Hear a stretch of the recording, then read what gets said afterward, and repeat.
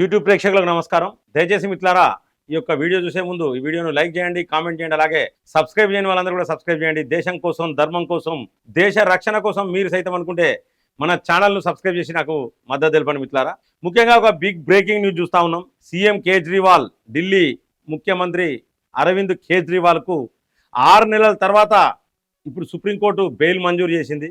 So ఇక మొత్తానికైతే Aam Aadmi party సంబరాలలో ఉన్నది. అయితే సత్యమే గెలిచిందని చెప్పేసి కొంతమంది ట్వీట్లు చేస్తూ ఉన్నారు. సత్యం గెలిచిందంటే నాకు అర్థం కాలే. ఆయనకి ఏమైనా క్లీన్ చిట్ ఇచ్చిందా అంటే సుప్రీంకోర్టు క్లీన్ చిట్ ఇవ్వలే, కేవలం బెయిల్ మాత్రమే. ఎందుకంటే మనం క్లియర్గా మనం చూసినాం, కల్వకుంట్ల కవిత విషయంలో కూడా బెయిల్ ఇచ్చే ముందు ఈడీ విచారణ అయిపోయింది, సిబిఐ ఫైనల్ ఛార్జ్ షీట్ దాఖలు చేసింది. కాబట్టి ఇక ఒకవేళ వీళ్ళు నిజంగానే తప్పు చేసింది అనేది ప్రూవ్ అయితే, కోర్టులో వాదనల తర్వాత ప్రూవ్ అయితే కన్విక్షన్ వస్తుంది. అంటే అప్పుడు పర్మనెంట్గా యావజ్జీవ కారాగార శిక్షణ, లేకపోతే 10 ఏళ్ల శిక్షణ, 20 ఏళ్ల శిక్షణ, అప్పుడు కన్విక్షన్ వస్తుంది మిత్రులారా. సో అప్పటి వరకు వీళ్ళు బెయిల్ ఉంటుంది.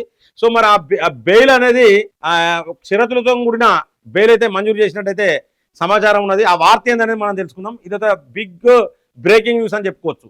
అయితే చాలా మంది ఏంటంటే నిన్న రోజున జరిగిన దాంట్లో ఏంటంటే సుప్రీంకోర్టు ప్రధాన న్యాయమూర్తిని సైతం తప్పుపట్టిలు.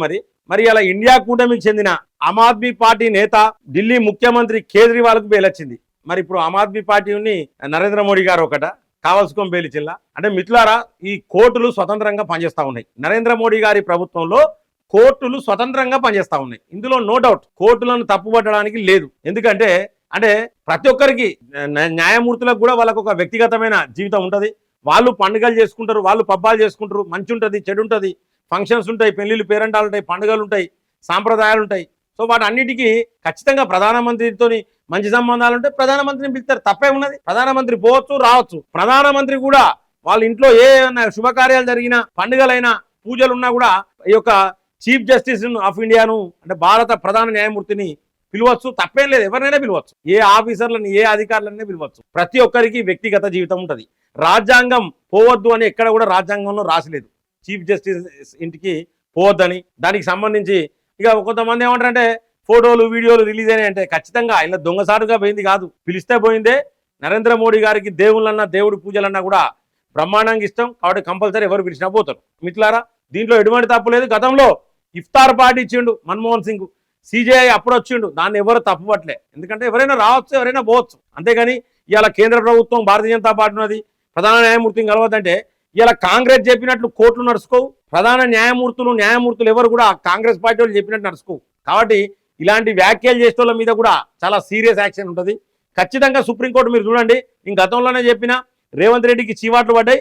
ఇప్పుడు ఖచ్చితంగా ఈ మాటలు మాట్లాడిన కపిల్ సిబల్ కావచ్చు, ఇందిరా జైసింగ్ కావచ్చు, సంజయ్ రౌత్ కావచ్చు, వీళ్ళందరి మీద కంపల్సరీ, కాంగ్రెస్ మీద కంపల్సరీ కూడా సుమోటోగా కంపల్సరీ కేసు స్వీకరిస్తుంది సుప్రీంకోర్టు.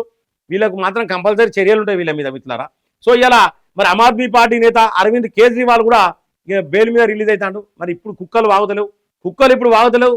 మరి పగ, ప్రతీకారం, కుట్ర కావాల్సుకొని రాజకీయ కక్షతో చేసిందంటారు. బెయిల్ అనేది అంటే సుప్రీంకోర్టు ప్రధాన న్యాయమూర్తులు కావచ్చు స్వతంత్రంగా పనిచేస్తూ ఉన్నారు. వాళ్ళకు బెయిల్ ఇవ్వాల్సిన సమయం ఆసన్నమైతే బెయిల్ ఇస్తారు, లేకపోతే బెయిల్ ఇయ్యరు. అంతేగాని ఇలా కేంద్ర ప్రభుత్వం చెప్పినట్టు, నరేంద్ర మోడీ గారు చెప్పినట్టు, బీజేపీ నాయకులు చెప్పినట్టు బెయిల్ ఇయ్యమనడు, బెయిల్ ఇయ్యద్దనడు, అరెస్ట్ చేయమనడు, అరెస్ట్ చేయకనడు, ఇలాంటివి జరగవు.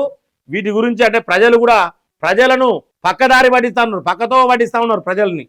ప్రజలు ఏంటంటే సుప్రీంకోర్టుల మీద ప్రజలకు నమ్మకం పోయేటట్టు చేస్తా ఉన్నది కాంగ్రెస్. దీన్ని అందరూ కూడా గమనించాలి మిత్రులారా. మరి ఆ వార్త ఏందనేది మనం ఒకసారి చదువుతాం.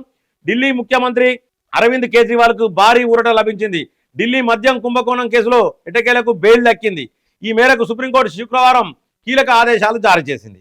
దీంతో దాదాపు 5.5 నెలల తర్వాత తిహార్ జైలు నుంచి విడుదల కాబోతున్నారు. ఇంకా విడుదల కాలేదు, విడుదల కాబోతున్నారు.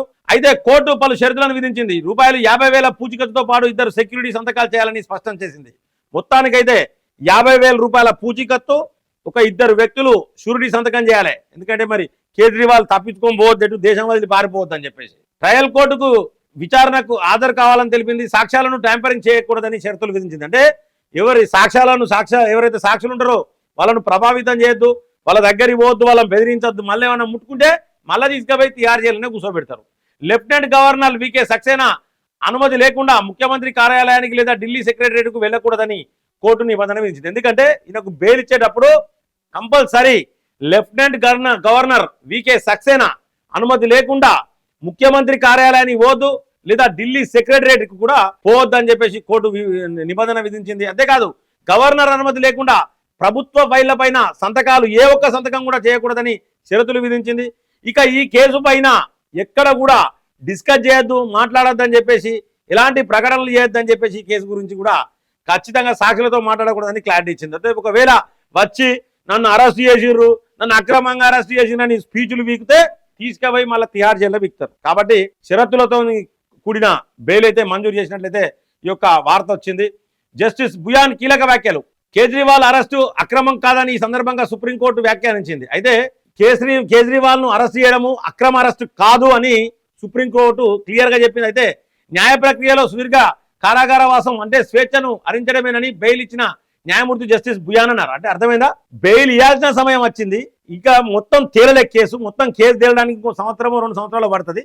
ఆ లోపు మనం లోపల ఉంచొద్దు, చట్టం అట్లా చెప్తలేదు కాబట్టి బెయిల్ ఇచ్చినామని చెప్పింది. కానీ ఈయనను అరెస్ట్ చేయడం అక్రమము అనేది చెప్పలేదు సుప్రీంకోర్టు. అరెస్ట్ చేసిర్రు, కరెక్టే అరెస్ట్ చేసిర్రు, కానీ బెయిల్ ఇచ్చినాము, తర్వాత ప్రూవ్ అయింది అనుకోండి అప్పుడు కన్విక్షన్ అవుతుంది అనేది జస్టిస్ ఈ యొక్క జడ్జి చెప్పడం జరిగింది మిత్రులారా. కాగా ఢిల్లీ మద్యం కుంభకోణం కేసులో ఈడీ కేసులో బెయిల్ దక్కడంతో సిబిఐ కేసులోనూ బెయిల్ ఇవ్వాలంటూ సుప్రీంకోర్టులో పిటిషన్ దాఖలు చేసుకున్నారు.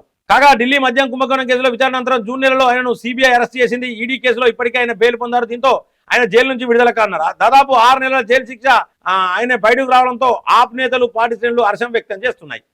ఆపు నేతలు హర్షం వ్యక్తం చేస్తున్నాయి. ఇండియా కూటమి ఏమంటది మరి ఇప్పుడు రాహుల్ గాంధీ ఏమంటాడు, రేవంత్ రెడ్డి అసంటోళ్ళు, రాహుల్ గాంధీ అసంటోళ్ళు, కపిల్ సిబాల్ అసంటోళ్ళు మరి ఏమంటారు, ఇందిరా జైస్వాల్ అసంటోళ్ళు మరి ఏమంటారు వీళ్ళు.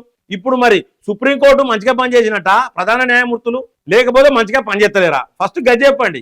కాంగ్రెస్ పార్టీకి వ్యతిరేకంగా పుట్టిందే ఆమ్ ఆద్మీ పార్టీ. వాస్తవానికి ఆమ్ ఆద్మీ పార్టీ కాంగ్రెస్ పార్టీ యొక్క అవినీతిని అంతమొందించడానికి అన్నా హజారే గారి దగ్గర శిష్యరికం చేసిన కేజ్రీవాల్ అప్పుడే పుట్టింది. ఇది ఆమ్ ఆద్మీ పార్టీ. ఆమ్ ఆద్మీ పార్టీ పుట్టి మళ్ళీ ఇదే కాంగ్రెస్ పార్టీతో జతగట్టింది, ఇదే బీఆర్ఎస్ తో జతగట్టింది. ఢిల్లీ లిక్కర్ కేసులా ఏలు పెట్టింది, జైలు పోయింది, ఇచ్చేది మనం పోయింది. ఆమ్ ఆద్మీ పార్టీకి ఉన్న క్రెడిబిలిటీ అంతా కూడా పోయింది. అంటే వీళ్ళు సరైన వాళ్ళు కాదు మిత్రులారా. ఈ ఆమ్ ఆద్మీ పార్టీ కావచ్చు, అలాగే ఈ బీఆర్ఎస్ కావచ్చు, అంటే ఈ కాంగ్రెస్ కావచ్చు, వీళ్ళందరూ ఒకటే. ఎంఐఎం కావచ్చు, వీళ్ళంతా ఒకటే. తృణమూల్ కాంగ్రెస్ కావచ్చు, ఎప్పటికైనా వీళ్ళందరూ ఒక్కటే. వీళ్ళందరూ కేసులు వాదించేదే వాళ్ళంటే మళ్ళీ కపిల్ సిబలే వాదిస్తాడు. కాబట్టి మిత్రులారా ప్రతి ఒక్కరికి చెప్తున్నా, ఇలా బెయిల్ అంటే ఇలా సుప్రీంకోర్టు కానీ హైకోర్టులు కానీ స్వతంత్రంగా పనిచేస్తూ ఉన్నాయి. నరేంద్ర మోడీ గారి హయాంలో స్వతంత్రంగా పనిచేస్తూ ఉన్నాయనడానికి ఇది ఒక ఉదాహరణ. మరి ఇలా అందరూ తలకాయలు ఎక్కడ పెట్టుకుంటారు? సుప్రీంకోర్టుల మీద వాగేటోళ్ళు, సుప్రీంకోర్టు ప్రధాన న్యాయమూర్తుల మీద వాగేటోళ్ళు మరి తలకాయలు ఎక్కడ పెట్టుకుంటారో మరి ఇక వాళ్ళే పెట్టుకోవాలి. వాళ్ళ విజ్ఞతకే వదిలేస్తున్నాం మిత్రులారా. ముఖ్యంగా మరి ఈయన బెయిల్ వచ్చింది, ఎక్కడ కూడా ఈ బెయిల్కి సంబంధించి అక్రమ అరెస్ట్ అను, రాజకీయ కక్షను, ఈ యొక్క కేసు గురించి మాట్లాడితే మళ్ళీ తీసుకుపోయి తిహార్ జైలునే కూర్చోబెడతారని చెప్పేసి షరతులతోని బెయిల్ ఇచ్చిండ్రు. ప్రతి ఒక్క ఫైల్ మీద సంతకం చేయాలన్నా, ఏ ఫైల్ మీద సంతకం చేయాలన్నా కూడా ఖచ్చితంగా గవర్నర్ ఆమోదం లేకుండా సంతకం చేయొద్దు, గవర్నర్కి చెప్పాలి. అలాగే ఢిల్లీ సెక్రటరీ పోయిన ముఖ్యమంత్రి కార్యాలయం పోయినా గవర్నర్కు తెలియకుండా పోవద్దు అని షరతులకు సంబంధించి షరతులతో కూడిన బెయిల్ అయితే మంజూరు చేసిర్రు. సిబిఐ అండ్ ఈడీ 2 కేసులలో బెయిల్ ఇచ్చిర్రు. సో ఈ రోజు సాయంత్రం వరకు అరవింద్ కేజ్రీవాల్ బయటకు వచ్చే అవకాశాలు అయితే క్లియర్ గా కనబడతా ఉన్నాయి మిత్రులారా. జై హింద్, జై భారత్.